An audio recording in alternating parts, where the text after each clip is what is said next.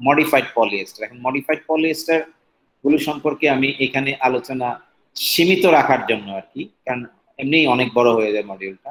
এখানে যে কথাগুলো আছে তোমরা পড়ে নিও।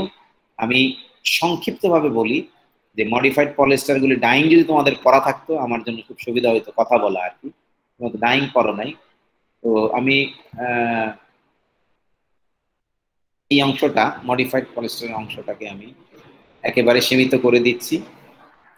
ওই যে আমরা যখন শুরু করি, তোমার মনে আছে শুরু করার সময় আমি কিছু কথা বলেছিলাম, তোমাদের স্মরণ আছে কিনা মডিফাইড পলিয়েস্টার নিয়ে? জি স্যার। সেই পর্যন্ত থাকলেই আমার আপাতত চলবে। এই যে এখানে যে 1 নম্বরে দেখো ক্যারিয়ার ফ্রি ডায়েবল পলিয়েস্টার, বানানটা দেখো, ক্যারিয়ার বানান যেন ভুল না হয়, CARRIER, ওই যে আর ডাবল ER না কিন্তু, ক্যারিয়ার ফ্রি ডায়েবল পলিয়েস্টার।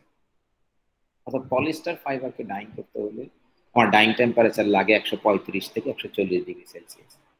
কিন্তু আমার ফ্যাক্টরিতে মনে করো ওই মেশিন নাই, ওই যে প্রেসার কুকার নাই, এর কি করবা তুমি? মাংস রান্না করবা না? হ্যাঁ করবা, নর্মাল পাত্রেই করা যায়।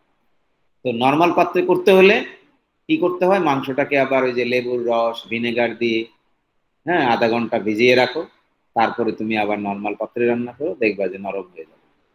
সো আমাদেরও এরকম ডাইং করার সময় আমরা কেরিয়ার ব্যবহার করতে পারি। কেরিয়ার এক ধরনের কেমিক্যাল আর কি। হ্যাঁ, তোমরা যদি কেমন কেমিক্যাল একটু ধারণা দেওয়ার জন্য বলি, মনে করো ফেনল।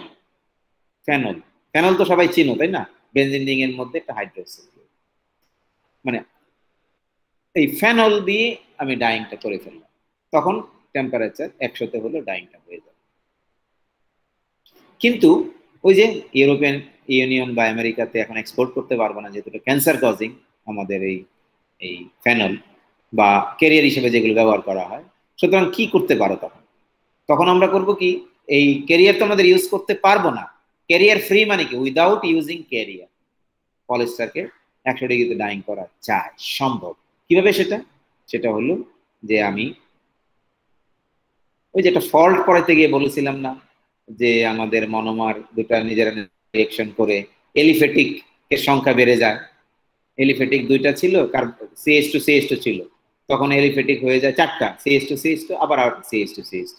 এখন এরকম যদি আমরা অ্যালকোহলটাকে এই অ্যালকোহলটাকে CH2CH2 এর পরিবর্তে CH2 4টা দিয়ে দিলাম, মানে অ্যালকোহলটার ভিতরেই ঢুকায় দিলাম, মনোমারের মধ্যে আমরা চেঞ্জ করে দিলাম, তাহলে যখন পলিমারটা তৈরি হয়ে গেল, পলিমারটা যখন তৈরি হয়ে গেল তখন আমার পুরো পলিমারের ভিতরে কি হলো, আমার এলিফেটিকের পরিমাণ বেড়ে গেল। এলিফেটিকের পরিমাণ যদি বেড়ে যায় তখন আমরা এই 100 ডিগ্রিতে ডাইং করতে পারবো। আমি আশা করি আমার কথাটা বুঝতে পেরেছো। তাহলে এই মডিফিকেশনটা যখন করা হয় তখন আমরা এটাকে বলি মডিফাইড পলিয়েস্টার, এবং সেখানে ক্যারিয়ার ফ্রি ডায়েবল পলিয়েস্টার আমরা নামটা দিয়েছি, কারণ এটা high temperature high pressure machine ছাড়াও ডাইং করতে পারে। এটা হলো 1 নম্বর। 2 নম্বরের ক্ষেত্রে ক্যাটায়নিক ডায়াবল পলিয়েস্টার, 3 নম্বরের ক্ষেত্রে অ্যানায়নিক ডায়াবল পলিয়েস্টার। এটা হলো কি, যেহেতু ডাইগুলি পড়ো নাই আমি মানে কথা শর্ট করার জন্য বলি যে ডাইস্টার বা আমাদের রং যেটাকে বলি বাংলায়, এটাকে যখন আমরা পানিতে গোলাই তখন সে আয়নিত হয়, বুঝছো? আয়নিত হয়। তো ডাই পার্ট যেটা মানে রং যেটার মধ্যে থাকে আর কি, এটা কখনো কখনো ক্যাটায়নিক পার্ট হয়, কখনো কখনো অ্যানায়নিক পার্ট হয়। কখনো কখনো ক্যাটায়নিক পার্ট হয়, কখনো কখনো অ্যানায়নিক পার্ট হয়।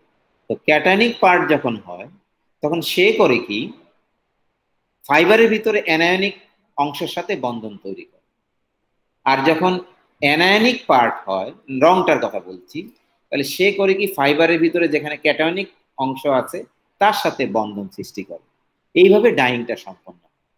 তাহলে আমরা আমাদের প্রয়োজন অনুসারে আমাদের মনোমারের ভিতরে আমরা করলাম কি, আগে কি করেছিলাম, CH2CH2CH2CH2 দিয়ে দিয়েছিলাম তাই না?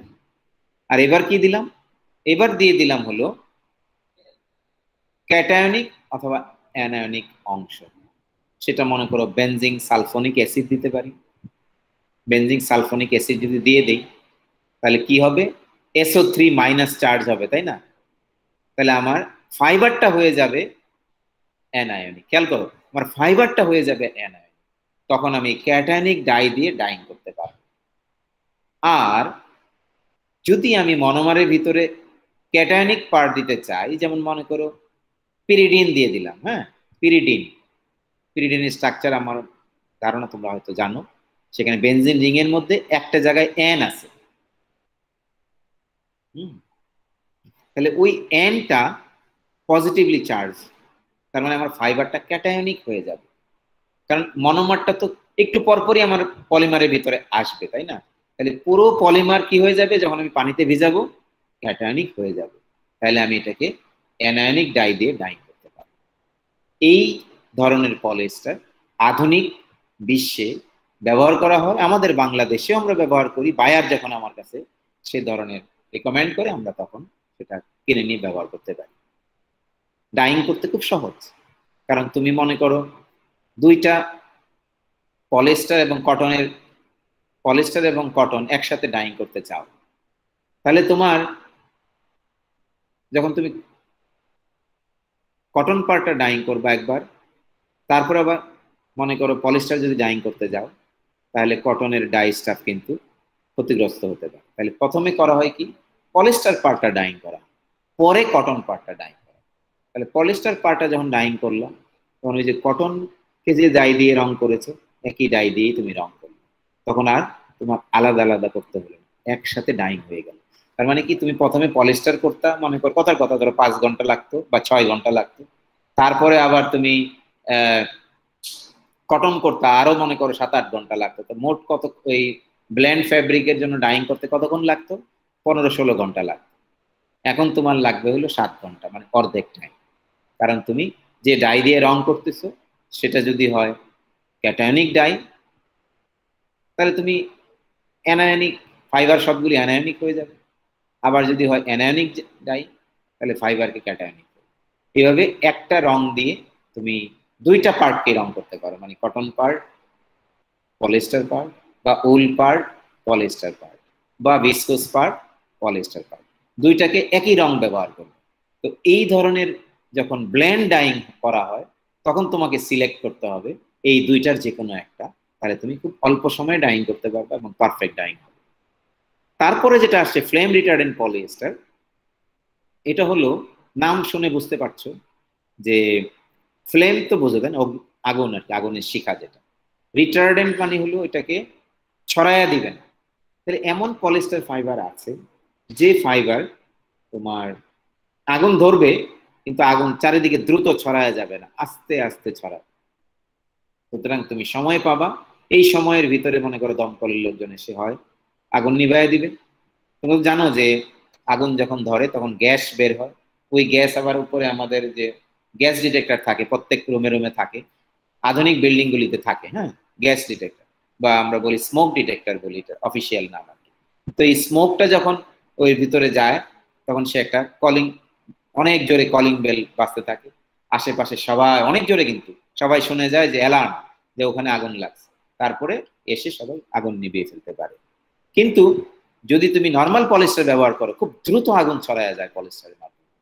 তাহলে হবে কি, দমকলের লোকজন আসতে আসতে, কলিং বেল শুনে আসতেও তো সময় লাগবে, তাই না? এই সময়ের ভিতরে কিন্তু সব পুড়ে নষ্ট হয়ে যাবে, অথবা আগুন এত বেশি হয়ে যাবে তখন তুমি আর এটাকে থামাতে পারবে না। তো সেই জন্য হাই রাইজ বিল্ডিং যেখানে ইউরোপ আমেরিকাতে এবং জাপান বা অস্ট্রেলিয়াতে, হাই রাইজ বিল্ডিং এর ক্ষেত্রে এই ধরনের পলিয়েস্টার ফাইবারের কার্পেট, এই ধরনের পলিয়েস্টার ফাইবার থেকে কার্টেইন এবং অন্যান্য মেটেরিয়াল গুলো ব্যবহার করা, এটা মানে বিল্ডিং কোডের মধ্যেই বলা আছে এই ব্যবহার করতে হবে সেফটির জন্য।